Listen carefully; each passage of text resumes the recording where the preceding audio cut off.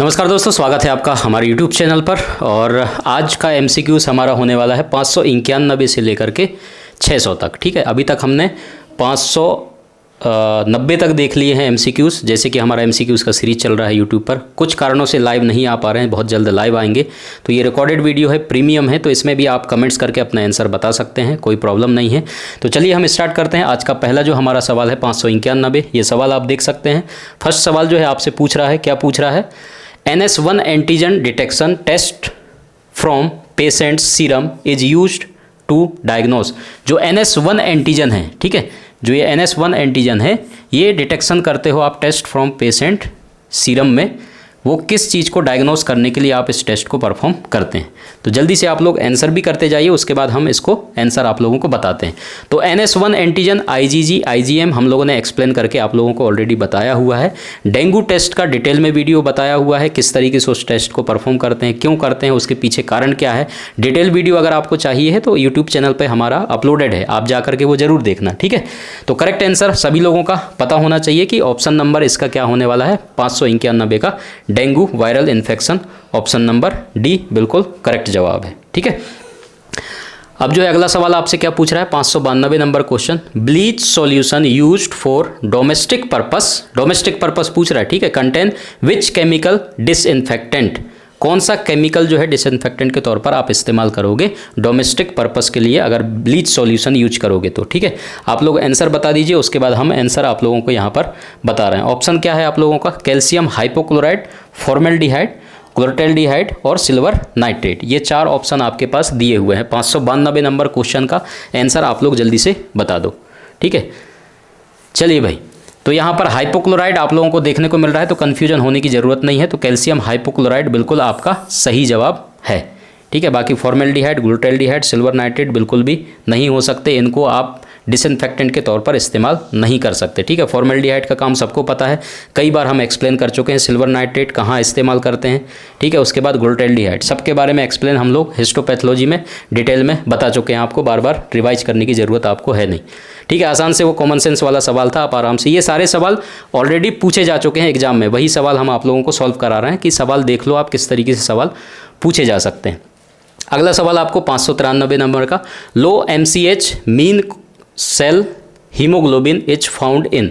तो MCH जो है लो आपको इनमें से किस कंडीशन में देखने को मिलेगा, ये सवाल आपसे पूछ रहा है। तो आंसर आप लोगों को पता है, आप कमेंट्स करते जाओ। ठीक है, सबसे पहला ऑप्शन दिया है iron deficiency anaemia, normal newborn, उसके बाद पॉलीसाइथेमिया और फोलेट डेफिशिएंसी एनीमिया पूछा है। ठीक है, तो कौन सा आंसर आपको लग रहा है होना चाहिए, जल्दी से आप लोग कमेंट्स कर दो, बाकी हम लोग आंसर बता रहे हैं आपको। तो क्वेश्चन नंबर 593 का आंसर जल्दी से आप लोग बता दो कि लो MCH। ठीक है, इसका MCH से बहुत सारे सवाल बनते हैं, रेड सेल इंडाइसिस से। ठीक है, MCH MCHC, तो इनसे सवाल बनता है। एक तो नॉर्मल वैल्यू के ऊपर बात करता है क्वेश्चन अगर पूछा जाता है तो, और दूसरा इसके नॉर्मल वैल्यू जब आप पढ़ते हो तो उसका यूनिट बहुत ज़रूरी है कि कौन से यूनिट्स से उसको मेजर किया जाता है। तो वो दोनों चीज़ें आप याद रखेंगे, ध्यान में रखेंगे, ताकि यूनिट अगर पूछा जाए तो उसमें कन्फ्यूजन बहुत सारे लोग हो जाते हैं। तो ध्यान से आपको रेड सेल इंडाइसिस के यूनिट्स आपको पता होना चाहिए। कुछ जो है पिकोग्राम में है, अभी हम बताएंगे, इसका पिकोग्राम है। जैसे कि आपको लो MCH, सबसे पहले इसकी हम बात कर लेते हैं। तो ये जो है आपको आयरन डेफिशिएंसी एनीमिया में देखने को मिलता है। ठीक है, अब इसका हम थोड़ा सा अगर हम बात करें तो मीन कॉर्पस्कुलर हीमोग्लोबिन जो होता है refers to the amount of haemoglobin in a red blood cells. और दूसरा डेफिनेशन से इसका सवाल आता है, जितने भी रेड सेल इंडाइसिस आप पढ़ोगे उनकी डेफिनेशन बहुत ज़रूरी है, आपको पता होना चाहिए उसका मतलब क्या है। ठीक है, तो इस तरीके से फिर वो ऑप्शन में दे देंगे, जो डेफिनेशन यहाँ पर लिखा हुआ है वही फिर ऑप्शन में नीचे आपका MCH MCH MCV ये सारी चीज़ें आपको दे देंगे। ठीक है, हाई और लो जो है नंबर आपको देखने को मिलेगा, इंडिकेट करता है कि कोई विटामिन डेफिशिएंसी एनीमिया या सर्टन टाइप की एनीमिया उसमें हो सकता है। इसकी नॉर्मल वैल्यू की जब बात करेंगे तो नॉर्मल वैल्यू आपको 27 से 32 PG पर सेल। ठीक है, तो ये यूनिट बहुत ज़रूरी है, यूनिट आप याद रखेंगे, कई जगह यूनिट चेंज कर देगा, परसेंटेज में कर देगा, किसी और चीज़ में कर देगा। तो PG जो है आपको याद करना बहुत ज़रूरी है, ताकि आपका आंसर कोई भी गलत ना हो। ठीक है, 594 नंबर सवाल देखो क्या पूछ रहा है आपको। Microscopy agglutination test, MAT test इसको बोलते हैं, बहुत इंपॉर्टेंट है, कभी हम इसको एक्सप्लेन करेंगे। समझ में आ रहा है टेस्ट किस तरीके से परफॉर्म किया जाता है, किसको डायग्नोस करने के लिए किया जाता है ये। ठीक है, ये सवाल आया, बहुत इंटरेस्टिंग सवाल है। रेबीज, चिकनगुनिया, डेंगू, डेंगू तो हट ही जाएगा, ऑप्शन में से आएगा ही नहीं है, ठीक है। चिकनगुनिया भी नहीं होगा, रेबीज भी नहीं होगा, ठीक है। बचा आपका कौन, लेप्टोस्पायरोसिस। तो लेप्टोस्पायरोसिस कभी हम पढ़ाएंगे आपको, 594 का जो है आंसर आपका डी हो जाएगा, लेप्टोस्पायरोसिस। तो उसमें डिटेल में हम आपको लेप्टोस्पायरोसिस के बारे में बताएंगे। बाकी भाई हमारा क्लासेस जो ग्रुप 5 के लिए है स्टार्ट हो चुका है हमारे genome lab science mobile application app पर, वहाँ पर जा करके आप देख सकते हैं, ठीक है। एप्लीकेशन को डाउनलोड एटलीस्ट कर तो लो, ठीक है। बाकी बाद में आपका इच्छा हो आपको लेना है नहीं लेना है। वहाँ पर थ्योरी क्लासेस चलते हैं, उसके बाद आपके MCQs क्लास चलते हैं उसी टॉपिक के। तो टॉपिक वाइज क्लास चल रहा है, बहुत मज़ा आ रहा है, बहुत सारे स्टूडेंटों ने ज्वाइन किया है, सीख रहे हैं। तो कंपटीशन एग्जाम के लिए है, और आगे जा करके और भी हम बहुत ही बेहतर तरीके से सारी चीज़ें आप लोगों के लिए करते रहेंगे। डिस्क्रिप्शन पे आपको लिंक मिल जाएगा इसका, प्ले स्टोर से जा करके आप भी डाउनलोड कर सकते हैं जीनोम लैब साइंस के नाम से। तो वहाँ पर सारी चीज़ें आपको डिटेल में मिलती रहेंगी, ठीक है। तो इसका आंसर लेप्टोस्पायरोसिस बहुत सही है, सब लोगों का जवाब, कोई गलत आंसर नहीं करेगा। 595 नंबर। बहुत जल्द हम कोशिश करेंगे कि सिस्टम हमारा सही हो जाए, टेक्निकल चीज़ें, ताकि हम लाइव आकर के आप लोगों से सारे MCQ सॉल्व कराएं जितने भी क्वेश्चन पूछे गए हैं पुराने। Which of the following bacteria are spore bearing, spore bearing bacteria इनमें से कौन सा है। देखो भाई माइक्रोबायोलॉजी बहुत बड़ा टॉपिक है, ठीक है, सब्जेक्ट ही बहुत बड़ा है, इसमें बहुत सारे टॉपिक हैं। तो कई बार ऐसा होता है कन्फ्यूजन होता है, इसलिए नोट्स बनाते चलो, शॉर्ट नोट्स बनाते चलो, ताकि आपका कोई भी कन्फ्यूजन ना रहे, बाद में आपको रिवीजन करने में आसानी हो। इसलिए सबसे रिक्वेस्ट है आप नोट्स बनाते जाओ, जहाँ से भी पढ़ रहे हो, जैसे भी पढ़ रहे हो, नोट्स बनाना बहुत ज़रूरी है। एक अपना पर्सनल हर एक सब्जेक्ट का चाहो तो अलग अलग नोट्स बना लो, ताकि रिवीजन करते समय में वो शॉर्ट नोट्स ही आपके काम आने वाले हैं, उन्हीं से आप पढ़ोगे, ठीक है।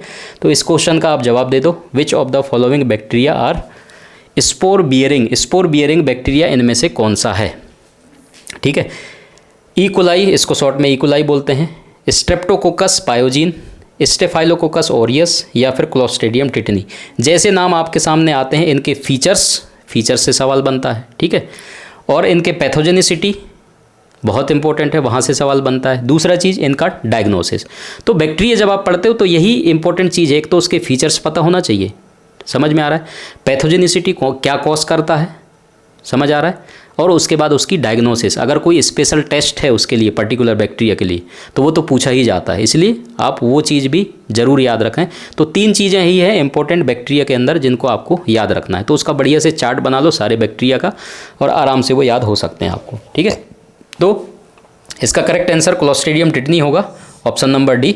बाकी डिटेल में हम बाकी चीज़ों के बारे में बता देते हैं। क्वेश्चन नंबर 595, ठीक है, तो इसका आंसर डी है। तो इकोलाई जो होता है, each E coli is a gram negative bacilli. देखो यहाँ पर शॉर्ट में मैंने बता दिया, ग्राम नेगेटिव बेसिलाई ये आपकी इसका फीचर है, मेजरिंग कितनी होती है कभी कभार पूछ सकता है, ठीक है। मोस्ट स्ट्रेन आर मोटाइल होता है, इट इज़ नॉन स्पोरिंग, ये नॉन स्पोरिंग है, ठीक है, एंड नॉन कैप्सुलेटेड। और नॉन कैप्सुलेटेड भी कभी अगर पूछा जाए तो इस तरीके से सवाल भी बन सकते हैं। बाकी स्ट्रेप्टोकोकस पायोजीन की आप बात करोगे तो streptococci are gram positive non motile, ठीक है, ग्राम पॉजिटिव है और नॉन मोटाइल है और नॉन स्पोरिंग, तो ये भी क्या है, नॉन स्पोरिंग, ये दोनों नॉन स्पोरिंग है।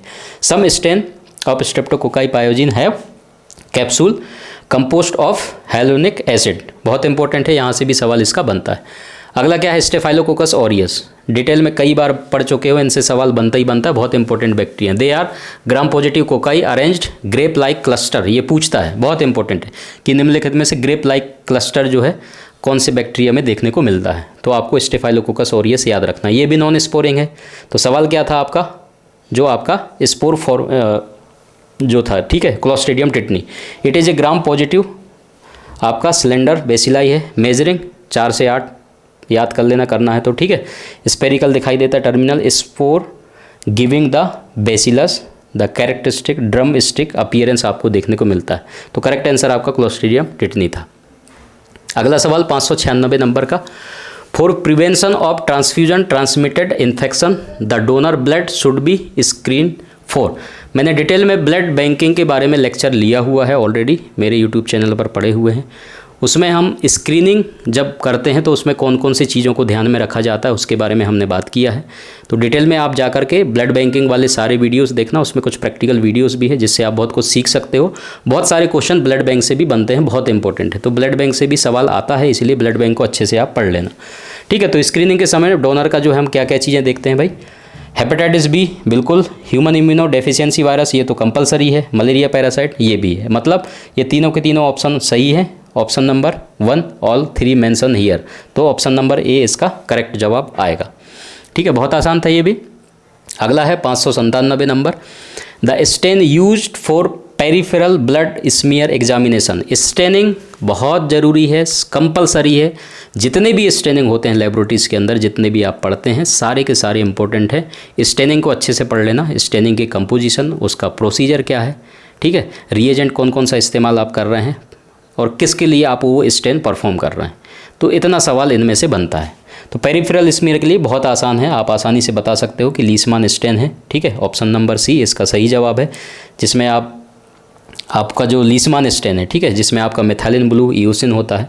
और आप इसको जो है अलग अलग, जैसे कि ये साइंटिस्ट के नाम पे ही है लीसमान एक्चुअली में, ठीक है, विलियम बंग जो साइंटिस्ट था लीसमान, ठीक है, पूरा नाम उसका, तो उसके नाम से ये लीसमान स्टेन पड़ा हुआ है। और इसमें जो है आप जिम्सा स्टेन, ठीक है, भी देखते हैं। तो ये सारी चीज़ें हैं। और पास स्टेन के बारे में आप लोगों को पता है कि पास स्टेन कहाँ पर किसके लिए इस्तेमाल करते हैं, बहुत इंपॉर्टेंट स्टेन है। इसका भी पूछता है कि पास स्टेन जो है आप कहाँ पर किसके लिए इस्तेमाल करते हैं। पास स्टेन सब लोगों को पता है ग्लाइकोजन, उसके बाद ग्राम स्टेन है बैक्टीरियम, ठीक है, ग्राम नेगेटिव ग्राम पॉजिटिव, और उसके बाद आपका पिक्रिक एसिड स्टेन है। ठीक, बहुत इंपॉर्टेंट है, सारे के सारे रिएजेंट, ये सारी चीज़ें आप लोग याद रख लेना। स्टेनिंग तो याद करना ही पड़ेगा और कोई ऑप्शन है नहीं आपके पास।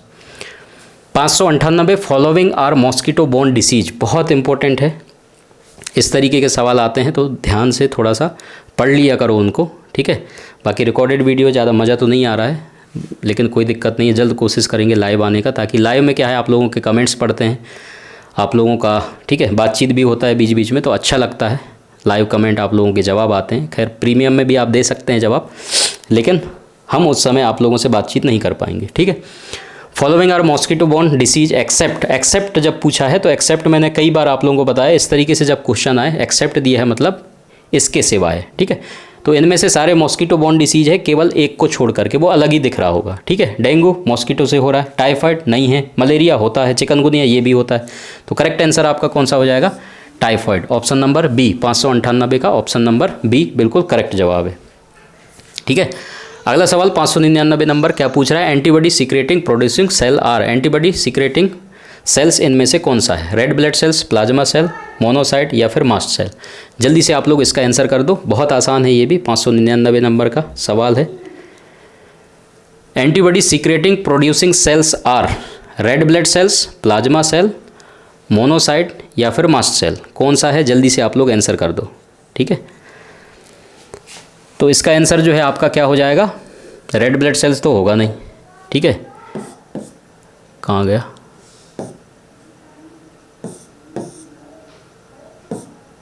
ठीक, ये है, तो इसमें तो आपका रेड ब्लड सेल्स होगा नहीं, ठीक है, ये एंटीबॉडी सीक्रेटिंग नहीं करता है।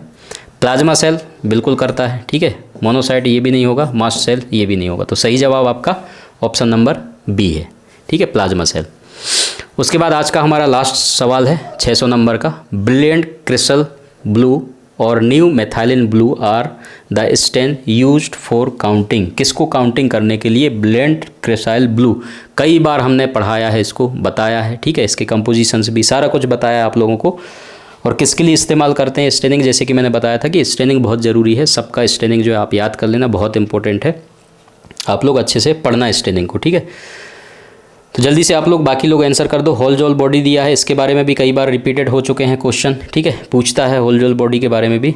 और बाकी रेटिकुलोसाइट, प्लेटलेट्स और मलेरिया पैरासाइट, तो इंपॉर्टेंट इसका आंसर क्या हो जाएगा, बी नंबर करेक्ट आंसर है, 600 का ऑप्शन नंबर बी रेटिकुलोसाइट आएगा, ठीक है। तो इस तरीके से आज के MCQs हमारे इतने होते हैं। उसके बाद आप अगर चाहते हैं और बेस्ट तरीके से प्रिपरेशन करना, theory classes, MCQs classes, topic wise चलें, आप लोगों को सारी चीज़ें मिले, तो मज़ेदार तरीके से आप सीख सकते हैं। प्ले स्टोर पे जा करके जीनोम लैब साइंस एप्लीकेशन है, उसको डाउनलोड करें, ठीक है। वहाँ पर बैच चल रहा है ग्रुप 5 की तैयारी के लिए, प्रिपरेशन के लिए, वहाँ जा करके आप बहुत कुछ सीख सकते हैं। अगर चैनल पे पहली बार आए, चैनल को सब्सक्राइब जरूर कर लेना, ठीक है। शेयर करना अपने दोस्तों में ज़्यादा से ज़्यादा, ताकि वो लोग भी जुड़ करके बहुत कुछ सीख सकें। और जल्द हम लाइव आने की कोशिश करेंगे आप सभी लोगों के लिए। अपना ख्याल कर रखें, पढ़ाई करते रहें, पढ़ाई करना ज़रूरी है, कहीं पर भी रहो पढ़ाई करो। अगर आप कंपटीशन एग्जाम की तैयारी कर रहे हैं, बहुत बेहतर तरीके से शॉर्ट नोट्स बनाओ, मेहनत करो, पढ़ाई कंटिन्यू रखो, ठीक है, सफलता ज़रूर मिलेगी। Thank you so much.